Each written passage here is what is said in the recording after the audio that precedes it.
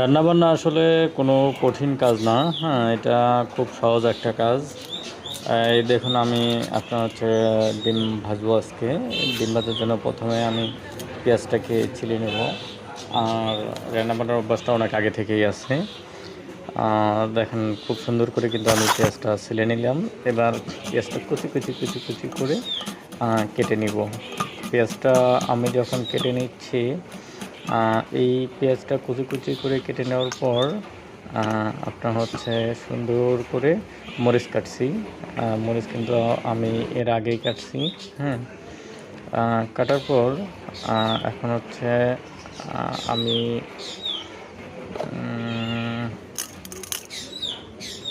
মানে এ আপনাদের হচ্ছে হলুদ দিব। এখন পরিমাণ মতো হলুদ দিব। এই যে ভিতর থেকে একটু হলুদ বের করে নিলাম।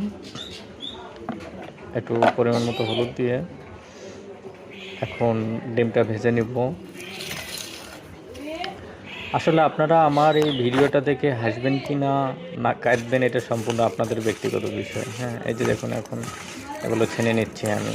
হ্যাঁ, এখন আমার ভিডিওটা দেখে আপনারা হাসবেন না কাঁদবেন, এটা সম্পূর্ণ আপনাদের ব্যক্তিগত বিষয়। এটাতে আমার কোনো যায় আসে না, বুঝতে পারছেন?